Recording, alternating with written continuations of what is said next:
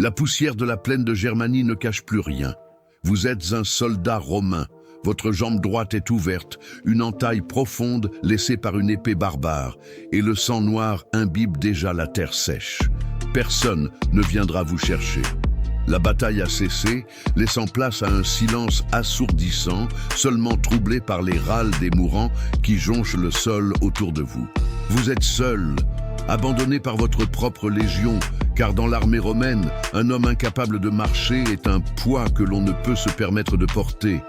La guerre ne connaît pas de pitié, et votre survie ne dépend désormais que de votre capacité à ramper hors de ce champ de boucherie avant que les vautours ou les pillards ne vous trouvent. La douleur est un feu qui remonte le long de votre cuisse. Vous tentez de bouger, mais votre chair déchirée proteste violemment. Chaque mouvement est une torture. Le froid commence à mordre, même si le soleil est encore haut dans le ciel. Votre armure de cuir, autrefois votre fierté, semble maintenant devenue une cage étouffante. Vous regardez autour de vous. À quelques mètres, un compagnon d'armes fixe le ciel avec des yeux vitreux. Il est mort, et vous l'enviez presque. La survie est un fardeau bien plus lourd que la mort elle-même. Vous mordez un morceau de cuir de votre équipement pour ne pas hurler, car crier, c'est désigner votre position aux charognards qui rôdent dans les hautes herbes. Le problème central n'est pas seulement votre blessure, c'est ce qui attend après. Si vous parvenez à regagner les lignes romaines, qu'est-ce qu'on vous réserve? Une infirmerie? Non, le valetudinarium est loin, et les médecins de campagne sont des bouchers qui ne connaissent que le cautère et la scie. Personne ne veut d'un soldat estropié dans une unité de choc, mais cela est encore loin. Pour l'heure, le véritable problème est l'infection. La terre souillée est entrée dans votre plaie. Vous sentez déjà la chaleur monter, une fièvre légère qui brouille vos pensées. Si vous ne nettoyez pas cette plaie, la gangrène vous emportera avant la tombée de la nuit. Vous rampez centimètre par centimètre. Chaque secousse de votre corps envoie des ondes de choc atroces dans votre système nerveux. Vous passez devant les cadavres de vos ennemis. Ils ont été dépouillés de leurs armes, mais leurs visages portent encore l'expression de la haine qui les a poussés à vous frapper. Vous cherchez une gourde, un morceau de tissu propre, n'importe quoi pour stopper l'hémorragie. Vous trouvez une outre en peau de chèvre, presque vide, mais il reste un peu d'eau fétide. Vous versez ce liquide sur votre blessure. La douleur est si vive que vous perdez connaissance pendant quelques secondes. Quand vous revenez à vous, le ciel a changé de couleur. La nuit approche. À cet instant, vous réalisez que votre discipline romaine est tout ce qui vous sépare de l'agonie.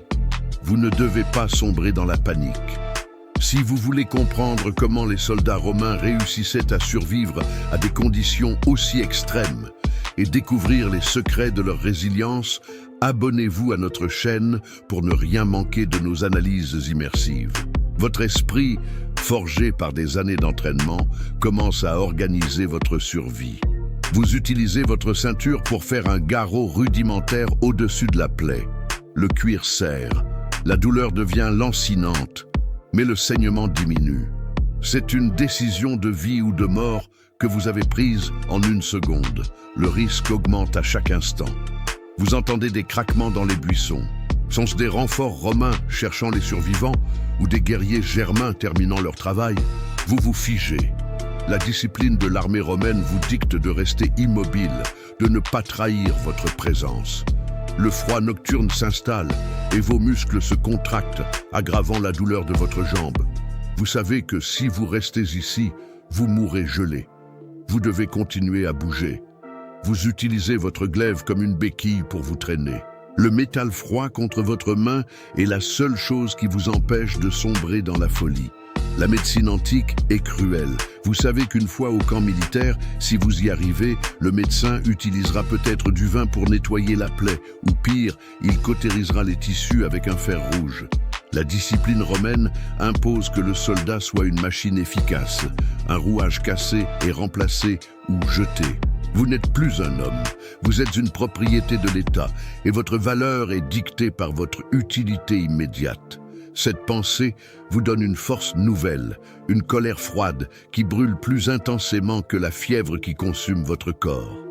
Vous ne voulez pas mourir comme un simple chiffre dans les registres de la Légion. Vous parvenez enfin à atteindre le bord d'une route militaire, cette artère vitale qui relie le camp au front. Vous êtes épuisé, déshydraté, et votre plaie, malgré le garrot, continue de pulser sous le bandage de fortune. Vous apercevez des lueurs au loin. Ce sont les torches des patrouilles. Vous essayez de crier, mais votre gorge est sèche. Vous frappez votre bouclier contre le sol rocheux, produisant un son métallique, un signal de détresse que seule une oreille exercée pourrait distinguer du bruit de la nature. Vous espérez que le centurion de garde sera assez attentif pour repérer ce son anormal. C'est votre dernière chance. Le silence retombe. Vous attendez. Les minutes semblent des heures. La peur de l'abandon vous saisit à la gorge. Et si la patrouille passait sans vous voir? Si pour eux, vous n'êtes qu'un soldat romain déjà perdu, une perte comptabilisée dans le rapport du lendemain? La réalité de la guerre, c'est cela. Être un pion sur un échiquier immense. Vous fermez les yeux. Votre respiration devient saccadée. Vous sentez le poids de votre armure. Ce métal qui a protégé votre vie, mais qui maintenant écrase votre corps blessé. Vous vous demandez si tout cet entraînement, toute cette discipline, toute cette souffrance valait la peine pour finir ainsi, dans la boue. Soudain, une lumière aveuglante vous frappe. Des pas martèlent le sol, une cadence régulière, familière, rassurante. Ce ne sont pas des ennemis. Des voix s'élèvent, des ordres brefs donnés dans un latin bourru. Vous êtes trouvé. Mais être trouvé ne signifie pas être sauvé. Vous voyez le visage d'un Opsio qui se penche sur vous. Il ne sourit pas. Il évalue les dégâts. Il soupèse votre capacité à revenir au front. Vous lisez dans ses yeux le verdict avant même qu'il ne parle.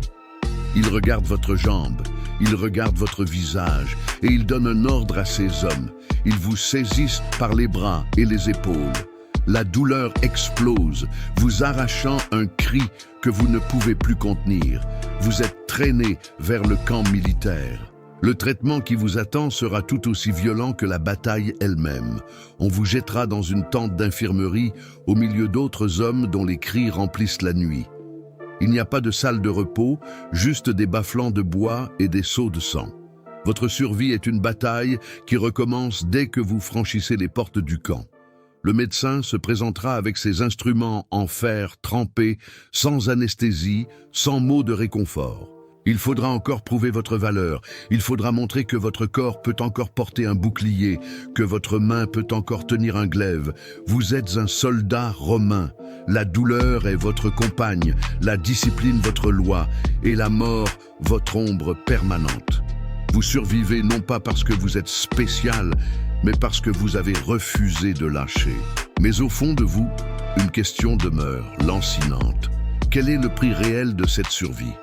Vous avez perdu vos amis, vous avez perdu votre santé, et vous avez risqué votre âme pour une légion qui vous oubliera dès que votre nom sera rayé des effectifs. Vous êtes dans la tente maintenant. Le médecin approche avec son fer brûlant. La lumière de la torche danse sur les parois en toile, projetant des ombres gigantesques qui ressemblent à des démons. Vous fixez le plafond de la tente. Vous entendez le grésillement de la chair brûlée à côté de vous. C'est le son de la survie dans la Légion. Aucun regret ne vous habite, car le regret est un luxe que vous ne pouvez pas vous permettre. Vous respirez profondément. Vous vous préparez à l'inévitable. Les hommes qui vous tiennent vous imposent de rester immobile. Ils savent ce qui arrive. Ils l'ont vécu. Ils le vivront encore. C'est le cycle éternel de l'armée romaine, une machine qui se nourrit de chair pour maintenir sa grandeur. Vous serrez les dents, vous contractez chaque muscle de votre corps et vous attendez le contact du métal incandescent sur votre plaie. Le monde se réduit à ce point précis où la lame touche votre peau. Il n'y a plus de passé, plus de futur, plus de souvenirs de votre foyer. Il n'y a que l'instant présent, la morsure du feu et le besoin impérieux de ne pas perdre conscience. Vous êtes le soldat romain ultime, l'homme qui endure l'indicible pour servir une cause qui dépasse sa propre existence. La douleur atteint un pic si intense qu'elle se transforme en un vide blanc. Vous vous perdez dans cette sensation, vous flottez au-dessus de la table, au-dessus du camp, au-dessus de la guerre elle-même. C'est à ce moment précis, dans ce combat contre votre propre agonie, que vous comprenez la véritable nature de votre existence. L'infirmier recule. Il a fini. Vous êtes trempé de sueur. Votre corps est secoué de spasmes. Mais vous êtes encore là. Vous avez survécu à la bataille.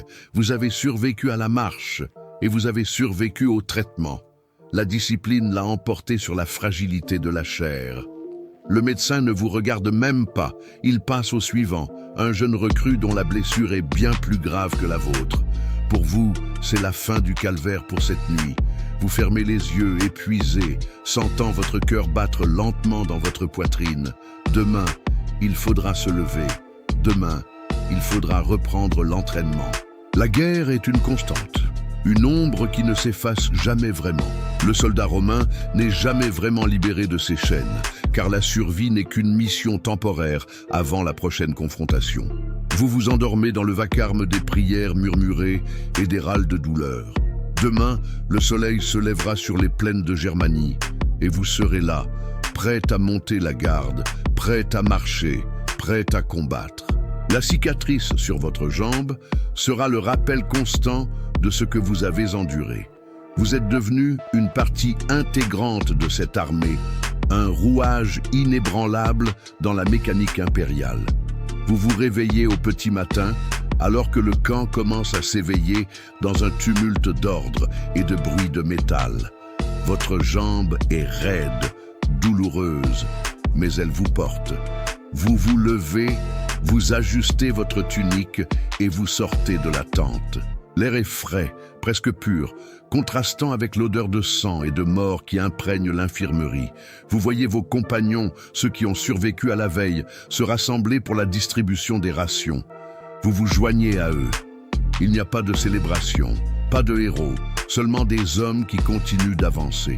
C'est là la vraie réalité de la vie de soldat romain, une vie sans gloire romancée, faite de persévérance brute. Vous marchez vers le terrain d'entraînement. Chaque pas est un effort, mais vous le faites avec une précision mécanique. Le centurion vous observe, il voit votre boiterie, mais il ne dit rien. Il sait que vous êtes capable. Ce refus de flancher est ce qui définit votre appartenance à la Légion. Vous prenez votre place dans le rang, vous saisissez votre bouclier et vous commencez les exercices. Le poids de l'équipement, la chaleur qui commence à monter, tout cela vous rappelle que vous êtes vivant. La survie n'est pas une destination, c'est une pratique quotidienne, une discipline mentale qui transcende les limites du corps humain, faisant de chaque instant une victoire silencieuse sur l'abîme qui menace de vous engloutir. La journée passe dans un brouillard d'exercices répétitifs et de corvées, une routine salvatrice qui éloigne les pensées du passé. Vous ne pensez plus à la blessure, vous ne pensez plus à la douleur de la nuit dernière.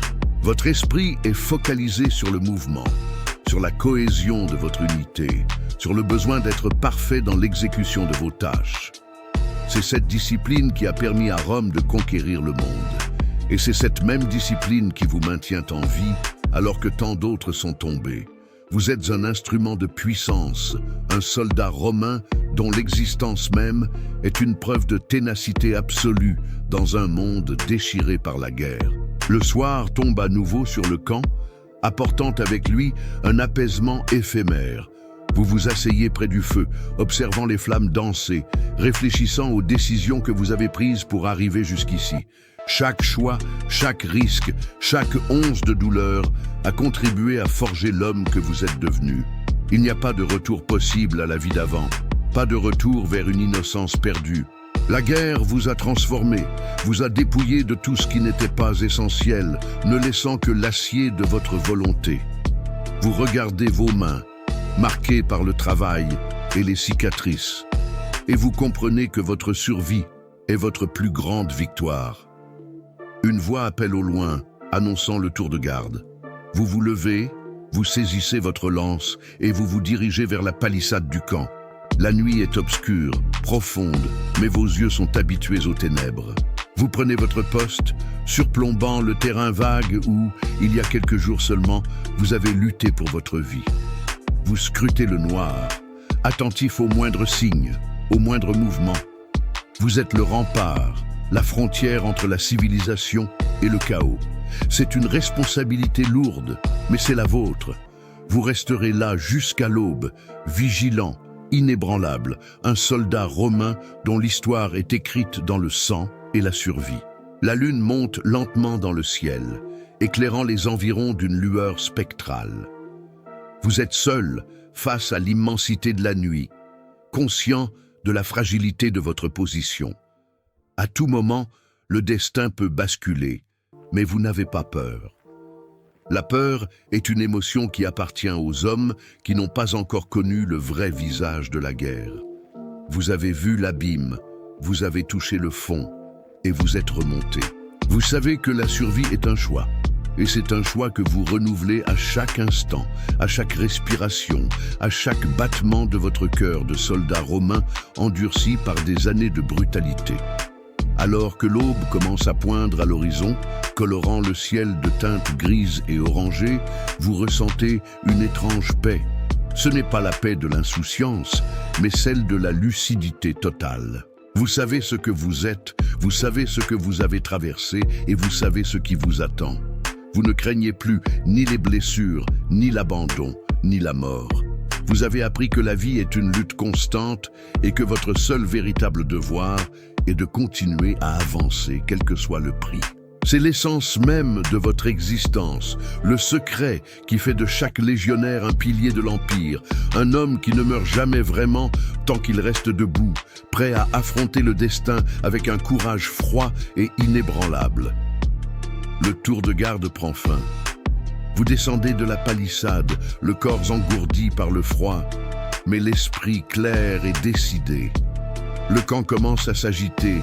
Les préparatifs pour une nouvelle journée de campagne s'accélèrent. Vous vous dirigez vers votre tente pour quelques heures de repos, conscient que demain, tout pourrait changer encore une fois. Mais pour l'instant, vous avez gagné une journée de plus. Vous avez survécu. C'est le seul fait qui compte, la seule vérité dans ce monde brutal.